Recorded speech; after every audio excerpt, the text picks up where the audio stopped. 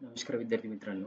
आज आपण महाराष्ट्र पोलीस भरती या संदर्भातील मॉक टेस्ट घेणार आहोत, सराव पेपर घेणार आहोत. तर त्यामधील हा 4था व्हिडिओ आहे. तर चला बघूया. प्रश्न क्रमांक 1.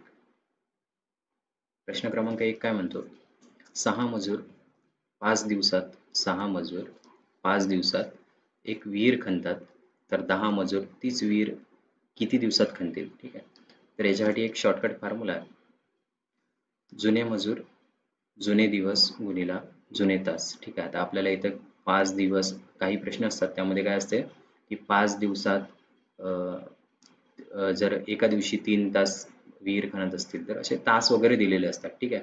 आणि कोणकोणत्या प्रश्नामध्ये कसं दिलेले असते की एक विहीर खणतात, 6 मजूर 5 दिवसात एक विहीर खणतात, तर 10 मजूर तीच विहीर अ, तशाच 2 विहिरी किती दिवसात खणतील, अशा प्रकारचे वगैरे प्रश्न येऊ शकतात. तर त्या व्हिडिओसाठी त्या प्रश्नांसाठी सगळ्यांचा एक मिळून एक फॉर्म्युला तयार केलेला आहे. तर जुने मजूर गुणिला जुने दिवस गुणिला जुने तास भागीला जुने काम. ठीक आहे. जुने काम म्हणजेच किती विहिरी खोदायच्या. ठीक आहे. किती काम आहे आपल्याला. ठीक आहे. बरोबर. हा बरोबर कोणाशी असणार? नवे मजूर गुणिला नवे दिवस गुणिला नवीन तास भागीला नवीन काम. ठीक आहे. तर याच्यामध्ये बघा, आपल्याला काय जुने मजूर किती दिले आहे? जुने मजूर म्हणजे एक विहीर खणण्यासाठी आपल्याला जी दिलेले आहे ते मजूर किती दिवसात काम खतम करतात? 5 दिवसामध्ये.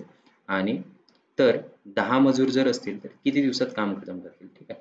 म्हणजेच काय, तर जुने मजूर किती आहे? 6 गुणिला जुने दिवस किती आहे? तर 5 आणि जुने काम किती? इथे तास दिलेले नाही. ठीक आहे. म्हणून तास इथं आपल्याला लिहिण्याची गरज नाही. पण जुने काम दिलेलं आहे. जुने काम किती दिलेलं आहे? 1. ठीक आहे. आता विहीर एकच खणायची आहे, त्यामुळे हा एक पण लिहिण्याची तशी गरज नाही. तरी पण आपण लिहून घेऊ. ठीक आहे. तर 10 मजूर किती दिवसात काम खतम करतील? किती दिवसात? नवीन दिवस. ठीक आहे. नवीन दिवस किती दिवसात काम खतम करतील? किती दिवसात काम खतम करतील? ठीक आहे. किती विहीर आहे? एकच विहीर आहे. 30 विहीर आहे. ठीक आहे. हा एक एक लिहिण्याची तशी गरज नाही. 10 गुणाकारमध्ये आहेत, इकडे भागाकारमध्ये घेऊन या. 6 गुणिला 5 भागीला 10. 6 गुणिला 5 म्हणजे 6 पंचे 30 होतात आणि 30 भागीला 10 म्हणजे किती होतात? 3 होतात. ठीक आहे. 3 हे काय असतील? दिवस लागतील. ठीक आहे.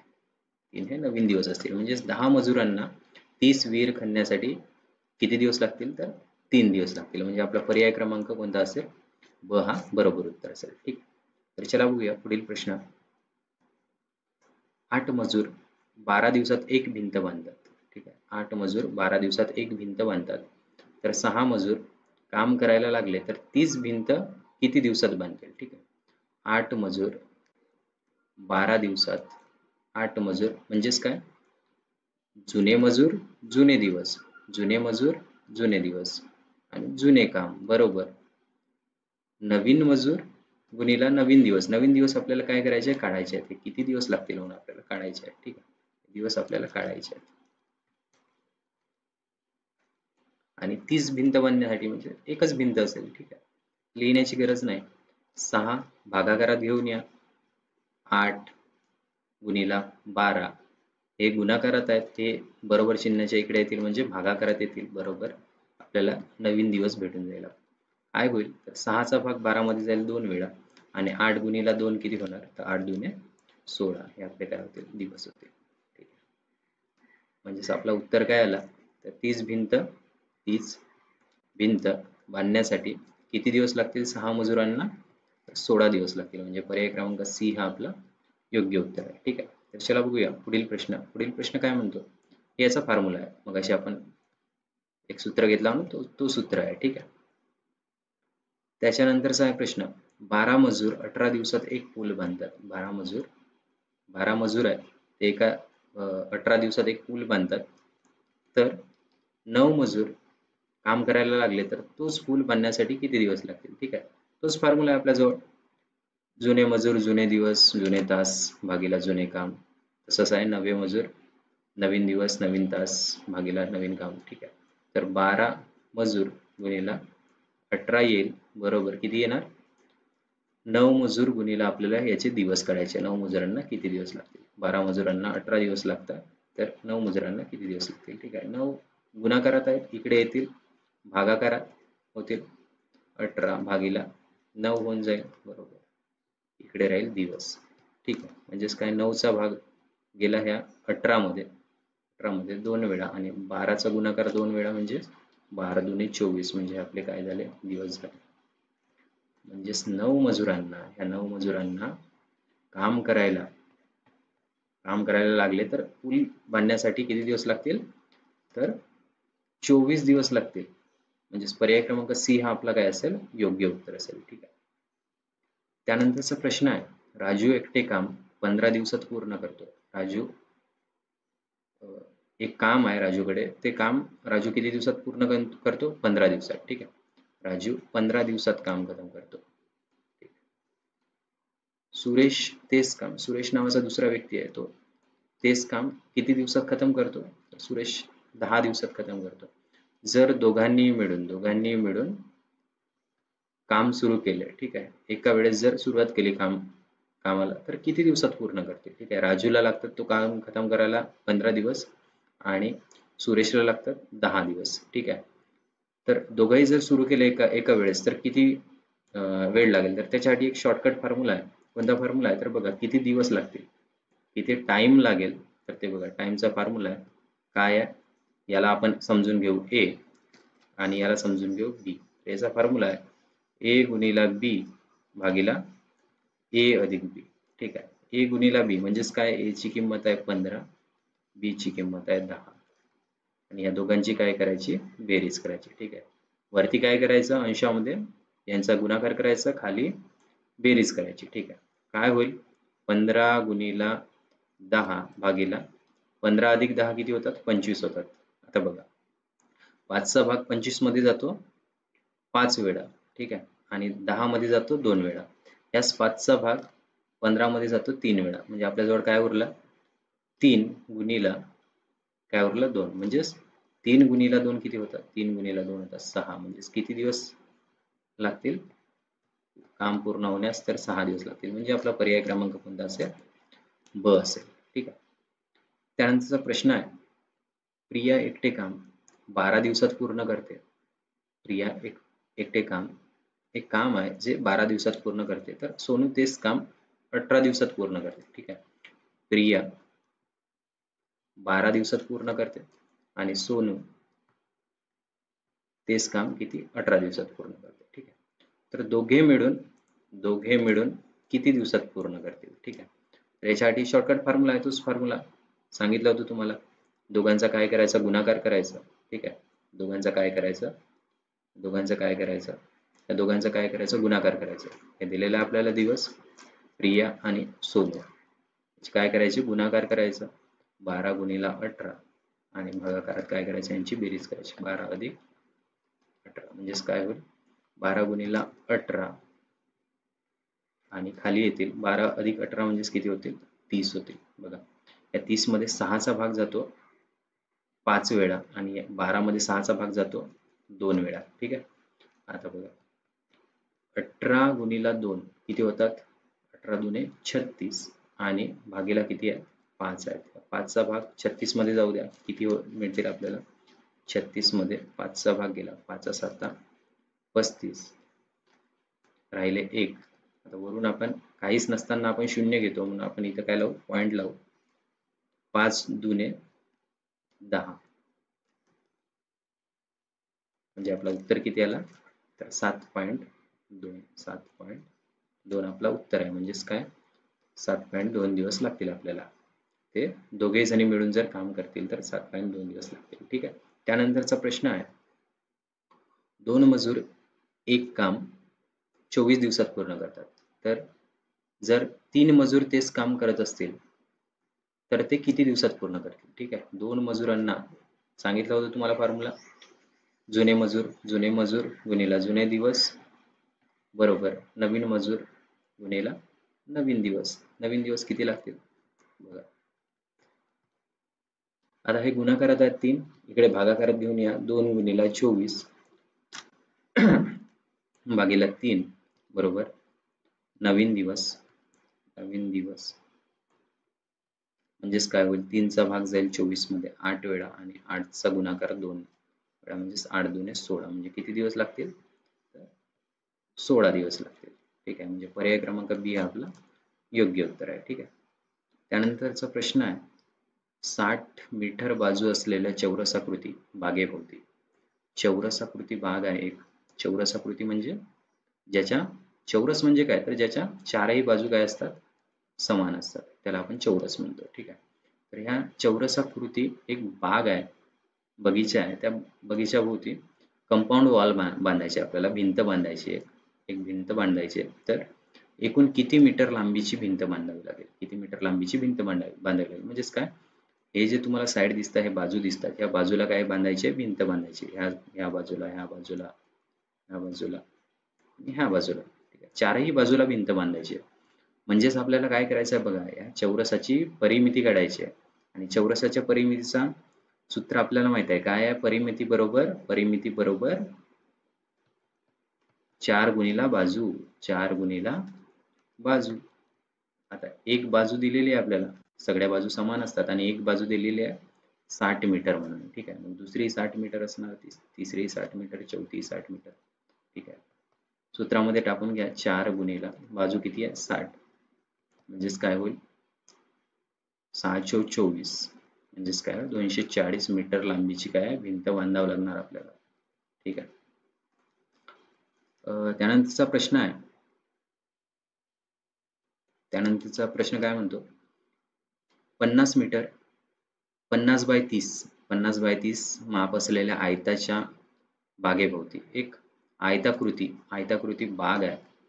त्या आयताकृती बाग आहे, त्या आयताकृती बागेभोवती चारही बाजूंनी लोखंडी तार लावायची आहे. या चारही बाजूंनी, आयताकृती एक बाग आहे आणि ह्या चारही बाजूंनी काय करायचे आहे, एक लोखंडी तार लावायची आहे. तर लोखंडी तार लावायची आहे, तर किती मीटर लांबीची तार लागेल म्हणतात. तर बघा, 50 बाय 30 ची आहे, म्हणजेच 50 मीटर लांबी आणि 30 मीटर रुंदी आहे. ठीक आहे.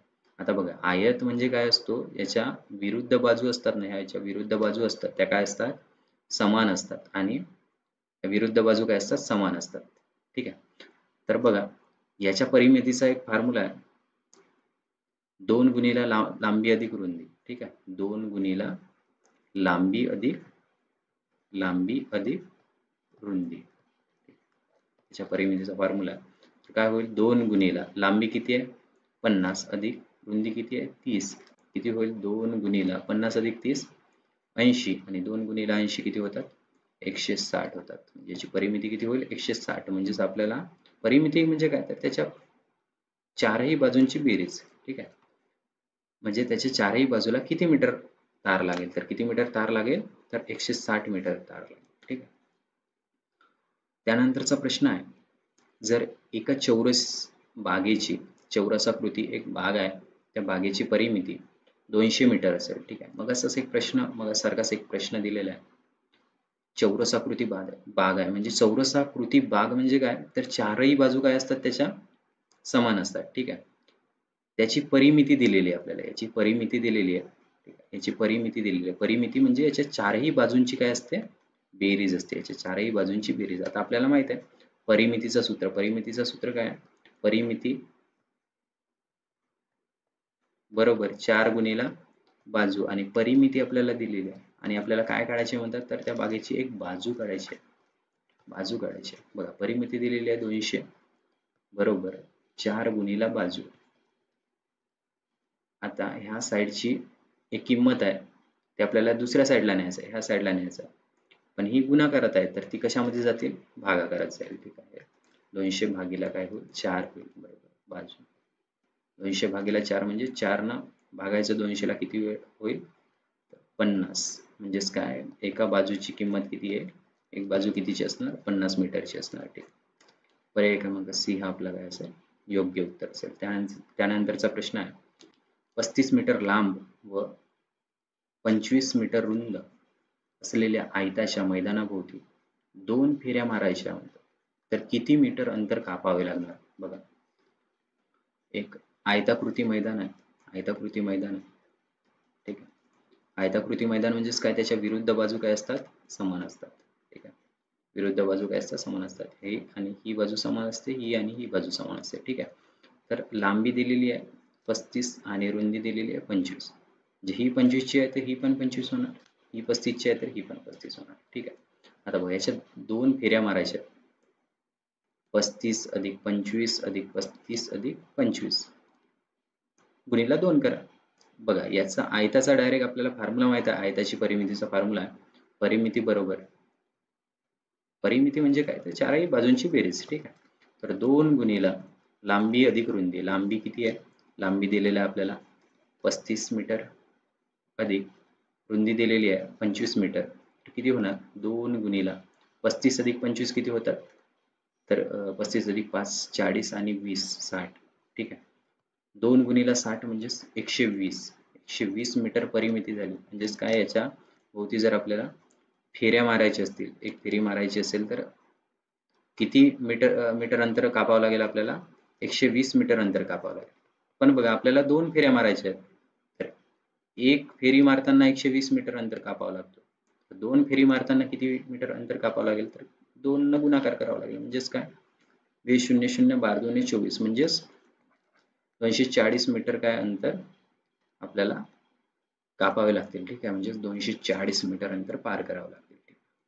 त्यानंतरचा प्रश्न आहे, एका वर्गात 200 विद्यार्थी आहेत. ठीक आहे. एका वर्गात 200 विद्यार्थी आहेत. त्या 200 विद्यार्थ्यांपैकी 85% विद्यार्थी काय झालेले आहे? उत्तीर्ण झालेले आहेत. 85% उत्तीर्ण म्हणजेच काय? या 200 पैकी 85% काय झालेले आहे? उत्तीर्ण झालेले आहे. म्हणजेच 200 गुणिला 85% म्हणजे काय होतात? 85 भागीला 100 होते. 85 टक्केचा मिनिंग काय होतो? तर 85% म्हणजेच काय? तर 85/100. ठीक आहे. हे खालचे 2 शून्य वरचे 2 शून्य कटले. 85 गुणिला 2 किती होतात? 170. ठीक आहे. म्हणजेच आपला पर्याय क्रमांक सी काय आहे? बरोबर उत्तर आहे. ठीक. त्यानंतरचा प्रश्न आहे. ठीक आहे. हे बघा इथं पण तुम्हाला एक फॉर्म्युला दिलेला आहे. ठीक आहे. एक फॉर्म्युला दिलेला आहे. उत्तीर्ण विद्यार्थी जर आपल्याला काढायचे असतील तर काय करायचे? एकूण विद्यार्थी आहेत 200 गुणिला टक्केवारी किती? 85 भागीला काय करायचे? 100 करायचे. 2 शून्य 2 शून्य कटले. 85 गुणिला 2 म्हणजेच काय? 170. ठीक आहे. अशा शॉर्टकट ट्रिकनं आपण काय करू शकतो? उत्तर काढू शकतो या प्रकारच्या प्रश्नांचे. त्यानंतरचा प्रश्न आहे, एका विद्यार्थ्याने परीक्षेत 120 पैकी 90 गुण मिळवले. 120 पैकी 90 गुण मिळवले. तर त्याने किती टक्के गुण मिळवले म्हणतात? म्हणजेच काय? तर 120 गुणाचा पेपर होता त्यापैकी 90 गुण मिळवले. तर त्याने किती टक्के गुण मिळवले? तर याला काय करायचं? 100 ने गुणाकार करायचा. म्हणजेच आपल्याला उत्तर येऊन जाईल. 1010 गटलं. ठीक. याच्यामध्ये 3चा भाग जातो 4 वेळा. याच्यामध्ये 3चा भाग जातो 3 वेळा. ठीक आहे. या 4चा भाग 100 मध्ये जातो 25 वेळा. ठीक आहे. आणि 25चा गुणाकार 3शी जर केला तर किती होतात? 75 होतात. म्हणजे 75% मिळवले. 75% त्यांना मिळवलेले आहेत. आता हे काटपीट केलं त्यामुळे तुम्हाला समजलं नसेल पण बघा 90 भागीला 120 गुणिला काय करायचे? 100 करायचे. बघा याच्यामध्ये काय होईल? 90 गुणिला 100 म्हणजे 90 गुणिला 100 भागीला काय होतील? 120 होतील. बघा हा 1 शून्य खालचा, हा 1 शून्य वरचा कटला. ठीक आहे. किंवा तुम्ही 90 आणि 120 मध्ये 30चा भाग जातो. बघा 30चा भाग 90 मध्ये 3 वेळा जातो आणि 30चा भाग 120 मध्ये 4 वेळा जातो. या 4चा भाग 100 मध्ये 25 वेळा जातो. 25 चोक 100. आता 3 गुणिला 25 म्हणजेच किती होणार? 75 होणार. तुम्हाला असे काटपीट करून जर तुम्ही उत्तर काढले तर लवकर उत्तर निघणार. जर तुम्ही स्टेप बाय स्टेप एक स्टेप लिहिली, नंतर 2 स्टेप लिहिलं, 3 स्टेप लिहिलं, 4 स्टेप लिहिलं.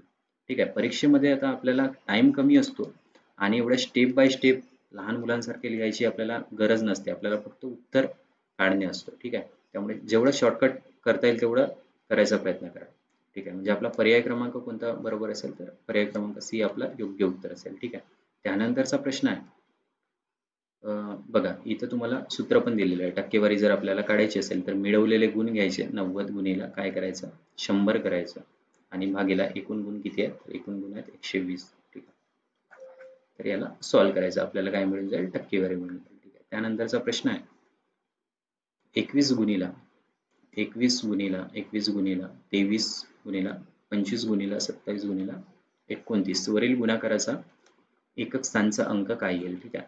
आता अशा प्रकारचे प्रश्न असतात ना, यामध्ये आपल्याला काय करायचं असते, फक्त एकक स्थानचा अंक घ्यायचा असतो आणि त्यांचा गुणाकार करायचा असतो. जर आपण ह्या पूर्ण संख्यांची जर 21 गुणिला 23 गुणिला 25 गुणिला 27 गुणिला 29 यांची गुणाकार करत बसू, तर आपल्याला पूर्ण पेपर होऊन जाईल, पण आपल्याला एकच प्रश्न सोडवणं मुश्किल होऊन जाईल. ठीक आहे. त्यामुळे काय करायचं, आपल्याला एकक स्थानचा अंक काढायचा आहे ना, तर मग या सगळ्यांचा एकक स्थानचा अंक घ्यायचा. आता बघा, हा 21 जर तुम्ही घेतले, 21चा एकक स्थानचा अंक होतो 1, 23चा एकक स्थानचा अंक होतो गुणिला 3 गुणिला एकक स्थानचा 25चा एकक स्थानचा अंक 5. एकक स्थानचा अंक म्हणजे हा शेवटचा अंक.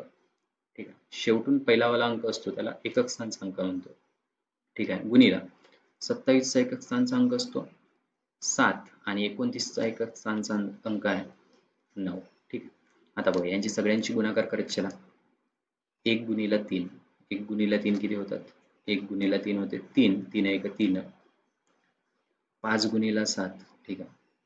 आता ह्या 3 गुणिला 5 करा. 3 गुणिला 5 होते 3 आणि 5 चा गुणाकार होतो 5 त्रिक 15. म्हणजे याचा एकक स्थानचा अंक किती झाला? 5 झाला. या बरं जाऊ द्या. बरं, पुन्हा सॉल्व्ह करू आपण. तुम्हाला कन्फ्युजन व्हायला नको. ठीक आहे. 1 गुणिला 3. 1 गुणिला 3. 3 1 3. 3 5 15. या तिघांचा गुणाकार केले तर किती होते? 15 होते. गुणिला 7 गुणिला 9. 7 9 63. बघा 63 आलाय. आता यांचा एकक स्थानचा अंक घ्यायचा. चा गुणाकार आला ना, यांचा एकक स्थानचा अंक घ्यायचा आणि त्यांचा गुणाकार करायचा. 5 त्रिक 15. आता याचा एकक स्थानचा अंक बघा 5 येतो. म्हणजे आपला एकक स्थानचा अंक कोणता येईल? 5 येईल. ठीक. तर अशा प्रकारे आपण सोडवू शकतो. ठीक आहे. म्हणजे शॉर्टकट पद्धतीनं, शॉर्टकट मेथड ही आहे की आपण एकक स्थानचा अंक घ्यायचा आणि त्यांचा गुणाकार करत बसायचा. ठीक आहे. त्यानंतरचा प्रश्न आहे 1 गुणिला 3 गुणिला 7 गुणिला बघा 11 गुणिला 13 गुणिला 17 गुणिला 19 गुणिला 23 असं दिलेलं आहे. या सगळ्यांची गुणाकार करायची गरज नाही. आपल्याला काय करायचं, एकक स्थानचा अंक घ्यायचा. बघा 11चा एकक स्थानचा अंक आहे 1 गुणिला 13चा एकक स्थानचा अंक येतो 3 गुणिला 17चा 7 19चा 9 आणि 23चा येतो 3. बघा 1 गुणिला 3 3 1 3 आणि 3 7 21. ठीक आहे. या सगळ्यांची गुणाकार किती येते? तर 21 येते गुणिला 9 त्रिक 27. ठीक आहे. आता यांचा बघा, याचा एकक स्थानचा अंक आहे 1, याचा एकक स्थानचा अंक आहे 7. यांची गुणाकार करा. 7 1 7. आपला उत्तर कोणता येणार? पर्याय क्रमांक ए हा आपला योग्य उत्तर आहे. ठीक आहे. यानंतरचा प्रश्न आहे. यानंतरचा प्रश्न तुम्ही सॉल्व्ह करून बघा बरं. हा सोडवून बघा.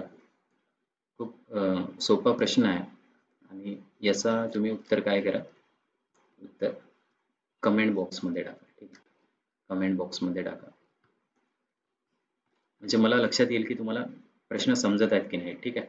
त्यानंतरचा प्रश्न आहे बघा 5 गुणिला 9 गुणिला 13 गुणिला 17 गुणिला 21. ठीक आहे. आता याच्यामध्ये बघा 5 गुणिला 9 गुणिला याचा एकक स्थानचा अंक काय? हे बघा 5 आणि 9 चा एकक स्थानचा अंक तोच आहे. 13 आणि 13चा एकक स्थानचा अंक 3 गुणिला 17चा 7 21चा 1. आता बघा 5 9 45. 5 आणि 9 चा गुणाकार आपल्याला मिळाला. 21चा एकक स्थानचा अंक घेऊ फक्त. ठीक. ओके. 3 7 21. 21 1 21. ठीक आहे. 21 1 21. 21 झालं. आता यांचा एकक स्थानचा अंक घ्या 5 आणि याचा एकक स्थानचा अंक 1. यांचा गुणाकार करा 5 1 5. काय येईल आपलं उत्तर? 5. ठीक. त्यानंतरचा प्रश्न आहे 100 रुपयाच्या बंडलमध्ये 34,567 पासून 34,600 पर्यंतच्या संख्येच्या नोटा आहेत. म्हणजे नोटांवरती एक नंबर लिहिलेला असतो बघा. नोटांवरती एक नंबर लिहिलेला असतो. इथं नोटांचा नंबर लिहिलेला असतो. ठीक आहे. 34,567 बंडल आहे. त्याच्यामध्ये पहिला नंबर आहे, पहिल्या नंबरची नोट आहे 34,567 वाली. ठीक आहे. आणि शेवटची नोट आहे त्याच्यावरती सिरियल नंबर त्याचा लिहिलेला आहे. त्या नोटाचा सिरियल नंबर आहे 34,600. ठीक. तर काय म्हणताय, 100 रुपयाचा बंडल आहे तो. 100 रुपयाच्या नोट आहेत. 100 100 रुपयाच्या नोट आहेत. ठीक आहे. 100 100 रुपयाच्या नोट आहेत आणि 100 रुपये लिहून घेतो. ठीक आहे. तुम्हाला रिअल वाल्या नोटा वाटतील. 100 रुपये 100 रुपये नोटाच्या बाहेर जाताना लिहिलेलं. ओके. 100 रुपयाच्या नोट आहेत. तर त्याच्यामध्ये बघा 34,000 567. पहिल्या नोटेचा नंबर आहे आणि दुसऱ्या नोटचा नंबर किती आहे? 34,600. तर आपल्याला एकूण किती रक्कम आहे ते काढायचं आहे. ठीक आहे, तर आधी आपल्याला किती रक्कम आहे ते काढायच्या आधी आपल्याला काय करावं लागेल? किती नोटा नोटा किती आहेत ते बघावं लागतील. ठीक आहे, म्हणजेच आपल्याला काय करावं लागेल बघा, एकूण नोटा जर काढायच्या असतील ना, एकूण नोटा जर काढायचे असतील तर आपल्याला काय करावं लागेल?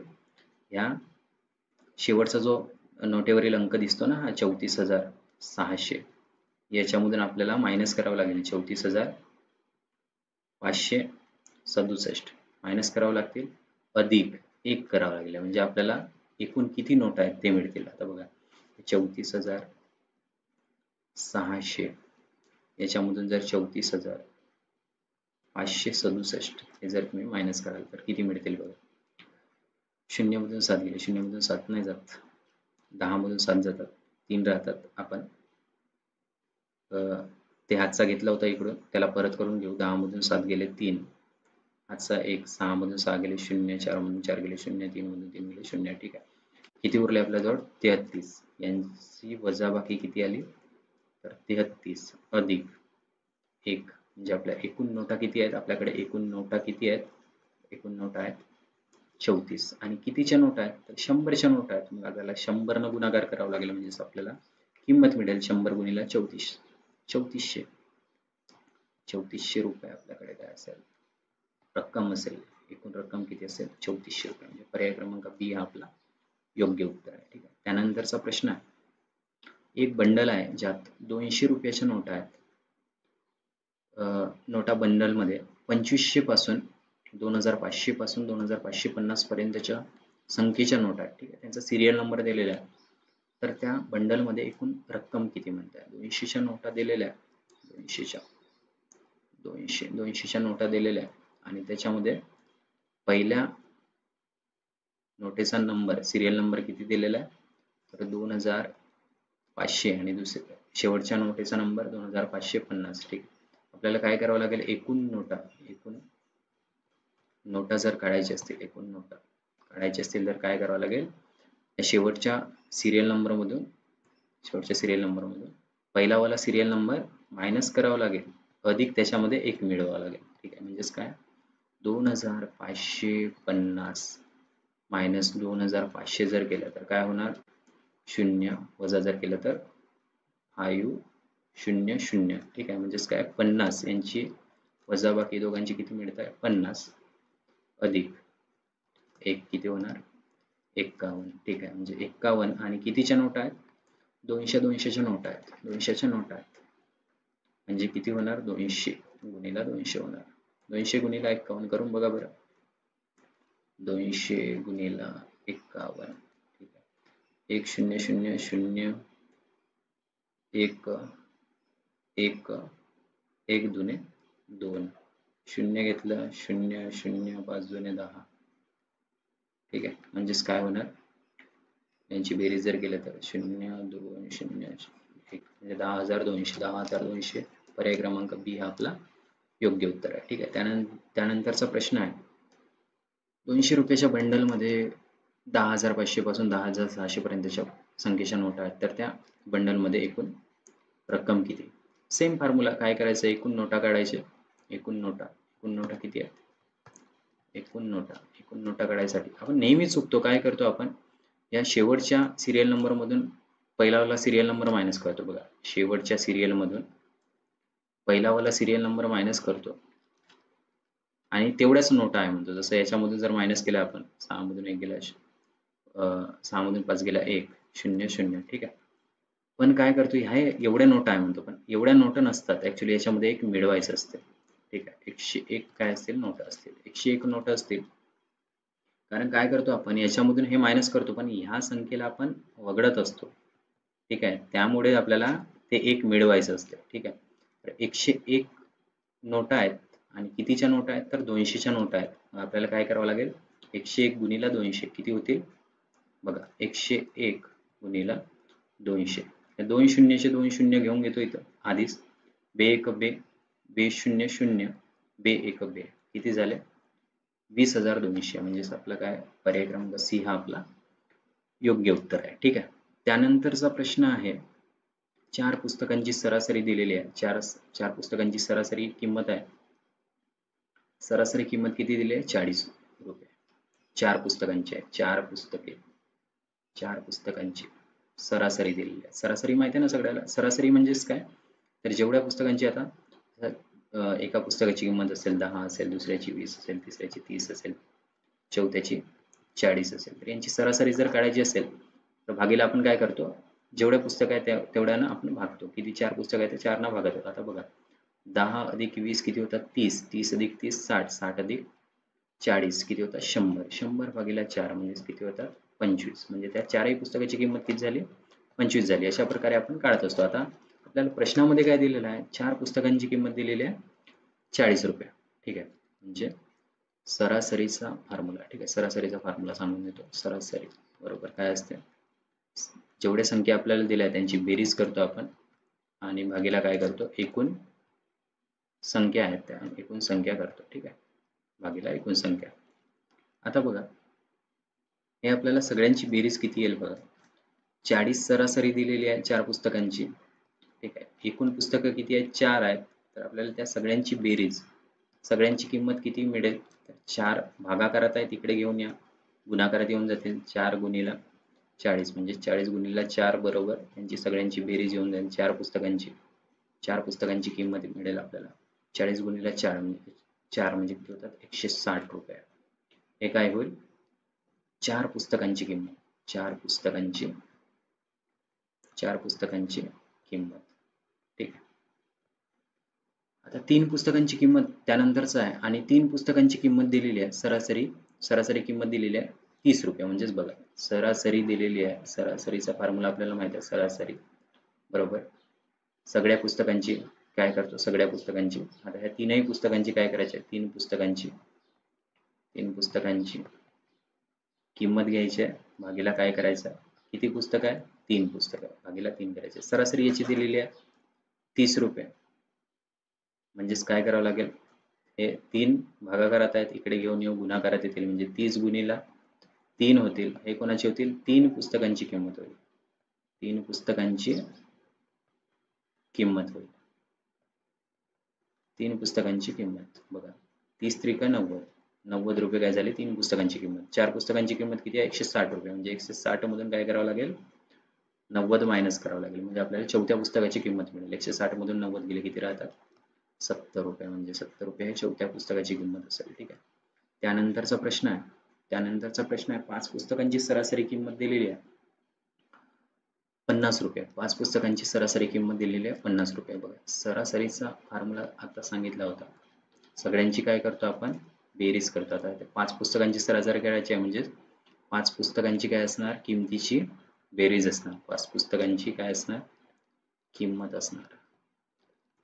भागीला किती पुस्तकं आहेत? 5 पुस्तकं आहेत. ठीक आहे. सरासरी किती दिलेली आहे? जी सरासरी आहे 50. 50 बरोबर 5 पुस्तकांची किंमत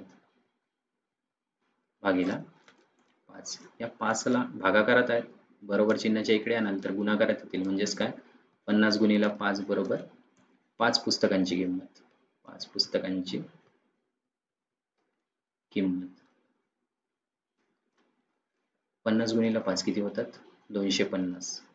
हे कोणाची असेल? 5 पुस्तकांची किंमत असेल. ठीक आहे. आता 4 पुस्तकांची किंमत आणि 4 पुस्तकांची सरासरी किंमत दिलेली आहे 45 रुपये. म्हणजेच काय? सरासरी किंमत दिलेली आहे म्हणजेच काय? 45 बरोबर 4 पुस्तकांची किंमत. 4 पुस्तकांची किंमत भागीला काय असेल? 4 असेल. 4 असेल. 4 ला इकडे घेऊन या. 45 गुणिले 4 बरोबर 4 पुस्तकांची किंमत. 45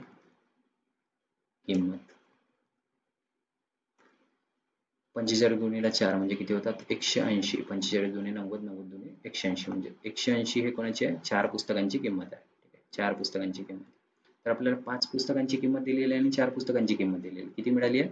250 मिळाली आहे आणि हे 180 मिळाली आहे. तर 5व्या पुस्तकाची आपण किंमत काढू शकतो. 250 मधून आपण 180 मायनस केला तर आपल्याला 5व्या पुस्तकाची किंमत मिळेल. किती होतं? 70 रुपये. यामध्ये पण आपल्याला पर्याय क्रमांक डी हा आपला योग्य उत्तर मिळालं. ठीक आहे. त्यानंतरचा प्रश्न आहे, 3 पुस्तकाची सरासरी किंमत दिलेली आहे ₹50 सरासरी किंमत आहे. 2 पुस्तकाची सरासरी किंमत दिलेली आहे ₹60 तर तिसऱ्या पुस्तकाची किंमत किती असेल म्हणून. ठीक आहे. 3 पुस्तकाची सरासरी किंमत आहे. सरासरीचं सूत्र सांगितलं होतं. सगळ्यांची काय करायची, बेरीज करायची. या 3 पुस्तकांची किमतीची आपण बेरीज केलं, किंमत भागीला 3 सरासरी याची दिलेली आहे. किती आहे याची सरासरी? सरासरी आहे 50. ठीक आहे. 3 भागाकारात आहेत, इकडे घेऊन या बरोबर चिन्हाच्या. गुणाकारात येते म्हणजेच 50 गुणिले 3 होईल. हे काय होईल? 3 पुस्तकाची किंमत होईल. 3 पुस्तकांची किंमत होईल. बघा 50 गुणिले 3 किती होतात? 150 होतात. 150 हे कोणाची? 3 पुस्तकाची किंमत होईल. ठीक आहे. 2 पुस्तकाची सरासरी किंमत किती दिली आहे? 2 पुस्तकाची सरासरी किंमत दिलेली आहे ₹60. 2 पुस्तकाची किंमत भागीला 2. सूत्र आहे ना आपला 60 गुणीला 2 होऊन जातील. भागाकारात आहेत, गुणाकारात येतील. 60 गुणीला 2 60 गुणीला 2 म्हणजेच काय? ₹120. कोणाची किंमत होणार? 2 पुस्तकांची किंमत होणार. आता 2 पुस्तकांची किंमत आहे ₹120 आणि 3 पुस्तकांची किंमत आहे ₹150. ठीक आहे. ते 3 पुस्तकांची किंमत म्हणजे तिसऱ्या पुस्तकाची किंमत किती मिळणार आपल्याला? 150 मायनस 120 म्हणजेच किती? ₹30. तिसऱ्या पुस्तकाची किंमत असेल. ठीक आहे. 50, 60, ₹30. ठीक आहे. पर्याय क्रमांक बी हा ऑप्शन चुकलेला आहे. ठीक आहे. कोणता तरी एक ऑप्शन असेल, ₹30 आहे, तो आपला चुकला आहे. ठीक. पर्याय क्रमांक ब हा आपला योग्य उत्तर आहे. ठीक आहे. त्यानंतरचा प्रश्न आहे 5, 10, 20, 35 क्वेश्चन मार्क दिलेला आहे. त्यानंतरचा आहे 70 आणि 105. बघा याच्यामध्ये काय दिसतं आपल्याला, काही पॅटर्न दिसत आहे का? जसं हे 5 बघितलं आपण, 5, 10, 20, 35 क्वेश्चन मार्क दिसत आहे, 70 दिसत आहे, 105 दिसत आहे. बघा 105 बघा 5 गुणीला 2 जर केलं तर 10 होतात. 5 गुणीला 2 केलं तर 10 होतात. 10 गुणीला 2 केलं तर 20 होतात. 20 गुणीला 2 केलं तर 40 व्हायला पाहिजे. 35 होत आहे म्हणजे हा पण पॅटर्न नसणार. हा पॅटर्न नसणार. बघा यांच्यामधला फरक काढून बघा. 5 आणि 10 मध्ये फरक असतो 5चा. 10 आणि 20 मध्ये फरक असतो 10चा. 20 आणि 35 मध्ये फरक आहे 15चा. 15 आणि याच्यामध्ये कितीचा तरी फरक असेल, याच्यामध्ये आणि 70 मध्ये कितीचा फरक आहे, कितीचा तरी फरक असेल, कारण ही संख्या आपल्याला माहित नाही. आणि 70 आणि 105 मध्ये फरक कितीचा? तर 35चा फरक आहे. आता यांच्यामध्ये फरक काढून बघा. 5 आणि 10 मध्ये आणि 10 आणि 15 मध्ये फरक कितीचा आहे? 5चा फरक आहे. याच्यामध्ये 5चा फरक आहे. म्हणजे इथं कोणती तरी एक संख्या येणार, इथं कोणती तरी एक संख्या येणार. ठीक आहे. या 15 आणि या संख्येमध्ये कितीचा फरक असणार? 5चा फरक असणार. याच्यामध्ये कितीचा फरक असणार? 5चा. याच्यामध्ये कितीचा फरक असणार? 5चा. बघा करून बघा बरं. 5, 10, 15, 20, 25. ठीक आहे. आणि 35. 25 आणि हा पण पॅटर्न होत नाही. ठीक आहे. 35, 55, 20, 25, 20, 25. ओके. करून बघू बरं आपण. 5, 10, 15, 20. काहीतरी चुकलेलं आहे. प्रश्नच काहीतरी चुकलेला असणार. 5, 10, 15, 20, 25, 30 व्हायला पाहिजे होतं. ओके. करून बघू आपण. 5, 10, 10चा फरक आला, 15चा फरक आला, इथं 20चा फरक आला तर 55 होणार. 55 नंतर 20चा फरक आला, इथं 25चा फरक येणार आणि 30चा फरक. 100 पाहिजे होता आपल्याला. प्रश्नामध्ये थोडासा मिस्टेक आहे. ओके. 100 पाहिजे होता. ठीक. 100 पाहिजे होता. प्रश्न एक मिस्टेक आहे. सॉरी मित्रांनो. 100 पाहिजे होतं म्हणजे आपल्याला इथं एक पॅटर्न आला असता. ठीक आहे. 5चा पॅटर्न. प्रश्न चुकीचा काढल्याबद्दल माफ करा. ठीक आहे. त्यानंतरचा प्रश्न आहे बघा हाच प्रश्न बघू, याच्यामध्ये आपल्याला उत्तर काय मिळणार? तर 55 हा आपला योग्य उत्तर असणार. ठीक आहे, 55 हा आपला योग्य उत्तर असणार. म्हणजे पर्याय क्रमांक काय, सी हा आपला योग्य पर्याय आहे. ठीक आहे, त्यानंतरचा प्रश्न आहे 3, 6, 12, 24 इथं क्वेश्चन मार्क दिलेला आहे आणि 96 दिलेला आहे. ठीक आहे, याच्यामध्ये बघाल ना तर कितीचा फरक दिसतो? 3 आणि 6 मध्ये 3चा फरक आहे, याच्यामध्ये 6चा फरक आहे, 12 आणि 6 मध्ये याच्यामध्ये 24 आणि 12 मध्ये 12चा फरक आहे याच्यामध्ये. ठीक आहे, म्हणजे फरक हा डबल होत गेलेला आहे. ठीक आहे, आता डायरेक्टली तुम्ही जर बघायचं झालं तर बघा, 3 गुणीला जर 2 केलं तर 6 होतात, 6 गुणीला जर 2 केलं तर 12 होतात, 12 गुणीला जर 2 केलं तर 24 होतात, 24 गुणीला 2 करून बघा बरं किती होतील? 48 होतील, आणि 48 गुणीला जर 2 केलं तर किती होतात? 96 होतात. म्हणजेच काय, तर आपल्याला आपला उत्तर कोणता येईल? 48 म्हणजेच 48 हा आपला योग्य उत्तर असेल. ठीक आहे, पर्याय क्रमांक बी हा आपला योग्य उत्तर आहे. ठीक, त्यानंतरचा प्रश्न आहे 5, 11, 17, 23 एक क्वेश्चन मार्क दिलेला आहे तुम्हाला आणि 35 दिलेला आहे. ठीक आहे, आता याच्यामध्ये काय पॅटर्न असणार ते बघा बरं. बघा, यांच्यामध्ये फरक आपण नेहमी काय घेतो, आपण पॅटर्न बघताना आपण नेहमी एक गोष्ट लक्षात घ्यायची, त्यांचा फरक लक्षात घेऊन घ्यायचा. आता फरक जर वेगवेगळा येत असेल तर मग गुणाकार करून पाहायचा. ठीक आहे, किती पटीने वाढत आहे म्हणून. ठीक आहे, आता यांच्यामध्ये फरक कितीचा दिसत आहे? 11 मधून 5 गेले 6, 17 मधून 11 गेले 6, 23 मधून 17 गेले 6. ठीक आहे, म्हणजे हा फरक बघा, सेम सेम फरक येतात. म्हणजे ही पण संख्या 6 ने वाढली असेल, 6 ने वाढली असेल, 6 ने वाढली असेल म्हणजेच 29. 35 मायनस 29 यांच्यामध्ये फरक बघा, 6चा फरक येतो. म्हणजेच आपल्याला कोणता पर्याय असेल? 29 आपला पर्याय असेल. 29 पर्याय म्हणजे पर्याय क्रमांक सी हा आपला योग्य उत्तर आहे. ठीक आहे, त्यानंतरचा प्रश्न. ठीक आहे, अशा प्रकारे आपले प्रश्न संपलेले आहेत. मित्रांनो, चला भेटूया पुढील व्हिडिओमध्ये.